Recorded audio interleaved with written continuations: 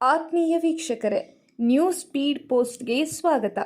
ಸಿಂದಗಿ ನಗರವು ಬೃಹದಾಕಾರವಾಗಿ ಬೆಳೆಯುತ್ತಿದೆ.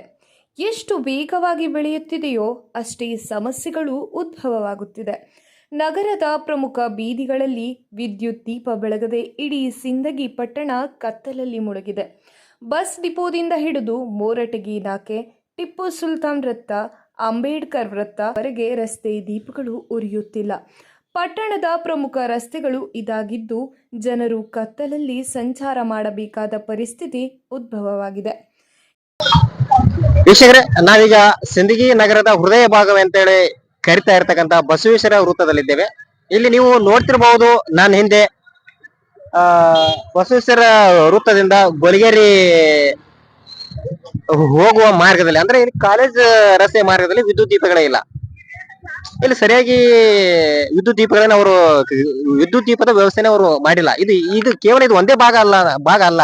ಬಸ್ ಡಿಪೋದಿಂದ ಹಿಡಿದು ಸುಣಗಾರ್ ಕಾಂಪ್ಲೆಕ್ಸ್ ಅಂದ್ರೆ ಟಿಪ್ಪು ಸುಲ್ತಾನ್ ಸರ್ಕಲ್ ವರೆಗೂ, ಮತ್ತು ಟಿಪ್ಪು ಸುಲ್ತಾನ್ ಸರ್ಕಲ್ ವರೆಗೆ ಹಿಡ್ಕೊಂಡು ಅಂಬೇಡ್ಕರ್ ಸರ್ಕಲ್ ವರೆಗೂ ಅಲ್ಲಿ ಕೂಡ ಸರಿಯಾಗಿ ವಿದ್ಯುತ್ ದೀಪದ ವ್ಯವಸ್ಥೆ ಕಲ್ಪಿಸಿಲ್ಲ. ಅಂದ್ರೆ ಇದ್ರ ಅರ್ಥ ಏನು, ಸಿಂದಗಿ ಟೋಟಲ್ ಆಗಿ ಒಂದು 70% ಕತ್ತಲಲ್ಲಿ ಐತಿ, ಇಲ್ಲಿ ಬೆಳಕಿಲ್ಲ. ಇವ್ರು ಇದು ಯಾಕಾಗಿದೆ, ಎದ್ರ ಸಂಬಂಧ ಆಗಿದೆ? ಶಾಸಕರು ಒಂದ್ ಕಡೆ ಹೇಳ್ತಾರೆ, ಮಾತೆತ್ತಿದ್ರೆ ನಾನು ಸಿಂದಗಿ ಪುರಸಭೆಯನ್ನ ನಗರಸಭೆಯನ್ನಾಗಿ ನಾನು ಮಾಡ್ತೀನಿ ಅಂತ ಹೇಳ್ತಾರೆ. ಮತ್ ಸಿಂದಗಿಯನ್ನ ಮೇಲ್ದರ್ಜೆಗೇರಿಸ್ತೀನಿ, ಸಿಂದಗಿಯನ್ನ ಸೌಂದರ್ಯೀಕರಣ ಮಾಡ್ತೀನಿ ಅಂತ ಹೇಳ್ತಾರೆ. ಆದ್ರೆ ಇದೆಲ್ಲ ನೋಡ್ಬೇಕಾದ್ರೆ ಇವರೆಲ್ಲ ಏನ್ ಮಾಡ್ತಾ ಇದಾರೆ? ಜನರಿಗೆ ಹಾದಿ ತಪ್ಪಿಸ್ತಾ ಇದಾರೆ, ದಿಕ್ ತಪ್ಪಿಸ್ತಾ ಇದಾರೆ, ಅಥವಾ ನಾನು ಹಂಗ್ ಮಾಡ್ತೀನಿ ಹಿಂಗ್ ಮಾಡ್ತೀನಿ ಅಂತ ಹೇಳಿ ಸುಳ್ಳು ಹೇಳ್ತಾ ಇದಾರೆ. ಇದ್ರ ಬಗ್ಗೆ ಮಾತಾಡಕ್ಕೆ ನಮ್ಮ ಜೊತೆ ಇವತ್ತು ಕರ್ನಾಟಕ ರಕ್ಷಣಾ ವೇದಿಕೆಯ ರಣಧೀರ ಪಡೆ ಉತ್ತರ ಕರ್ನಾಟಕ ವಲಯದ ಸಂಚಾಲಕರಾದ ಸಂತೋಷ್ ಮಣಿಗಿರ್ ಅವರು ನಮ್ಮ ಜೊತೆ ಇದ್ದಾರೆ. ಬನ್ನಿ ಅವರನ್ನು ಮಾತಾಡ್ತೀವಿ. ಸರ್ ನಮಸ್ಕಾರ. ಸಿಂದಗಿ ಕತ್ತಲಲ್ಲಿ ಇದೆ ಸರ್, ಅದ್ರ ಬಗ್ಗೆ ತಮ್ಮ ಅಭಿಪ್ರಾಯ? ಇದು ಸಿಂದಗಿ ಕತ್ತಲ್ಲಿ ಇರ್ಬೇಕಾದ್ರೆ ಕಾರಣ ಇವತ್ತಿನ ದಿನ ಮುನ್ಸಿಪಾಲಿಟಿ ಅವರು ಅಂದ್ರೆ ಪುರಸಭೆದವರು ಮಾಡ್ಬೇಕಾಗಿರ್ತಕ್ಕಂತ ಕೆಲಸ. ಶಾಸಕರ ಬಗ್ಗೆ ಹೇಳ್ಬೇಕಂದ್ರೆ ಸಿಂದಗಿ ಸಿಟಿಯನ್ನ ಸುಂದರವಾಗಿ ಅಭಿವೃದ್ಧಿ ಮಾಡ್ಬೇಕಂತೇಳಿ ಈ ಕೆಲಸಗಳನ್ನ ಲೈಟಿಂಗ್ ವ್ಯವಸ್ಥೆಗಳನ್ನ ಮಾಡಿದ್ದಾರೆ.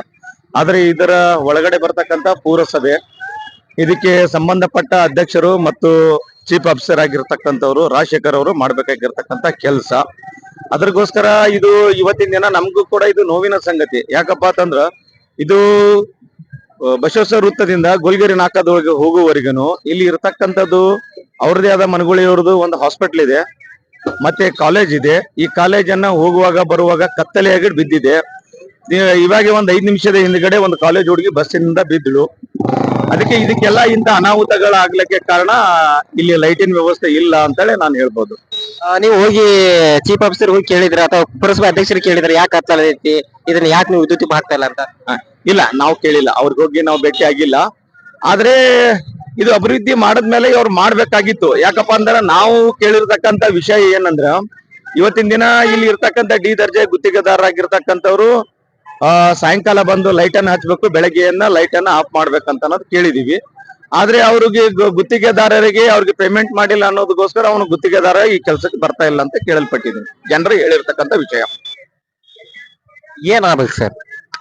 ಇಲ್ಲ, ಇಷ್ಟೆಲ್ಲ ನೀವು ದುಡ್ಡು ಖರ್ಚು ಮಾಡಿ ಕೋಟಿಗಟ್ಟಲೆ ದುಡ್ಡನ್ನ ಹಾಕಿ ಸಿಂಗಾಪುರ್ ಮಾಡ್ತೀನಿ, ಸೌಂದರ್ಯೀಕರಣ ಮಾಡ್ತೀನಿ ಅಂತ ಹೇಳ್ತಾ ಇದ್ದೀರಿ. ಅದು ನಾವು ಆ ಕೆಲಸ ಯಾವುದೇ ಪಕ್ಷದವ್ರಿಗೆ ಸ್ವಾಗತಾರ್ಹ ನಾವು ಮಾಡ್ಲೇಬೇಕು.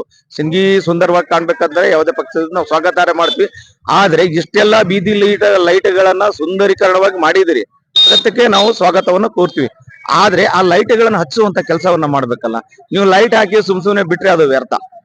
ಅದ್ರಗೋಸ್ಕರ ಏನು ಮುನ್ಸಿಪಾಲಿಟಿಯಿಂದ ಆಗ್ಬೇಕಾಗಿರ್ತಕ್ಕಂಥ ಕೆಲಸಕ್ಕೆ ಚೀಫ್ ಆಫೀಸರ್ ಏನ್ ಮಾಡ್ತಾ ಇದಾರ ಗೊತ್ತಿಲ್ಲ. ಚೀಫ್ ಆಫೀಸರ್ ಅವ್ರಿಗೆ ಇದು ಸಂಬಂಧಪಟ್ಟಿರ್ತಕ್ಕಂಥ ಚೀಫ್ ಆಫೀಸರ್, ದಯವಿಟ್ಟು ಅದಕ್ಕೆ ಕೂಡಲೇ ಆ ಚೀಫ್ ಆಫೀಸರ್ ಇದನ್ನ ಏನಾದ್ರು ಪರಿಶೀಲನೆ ಮಾಡಿ ಲೈಟ್ ಹಾಕುವಂತ ವ್ಯವಸ್ಥೆಗಳನ್ನ ಮಾಡ್ಬೇಕು.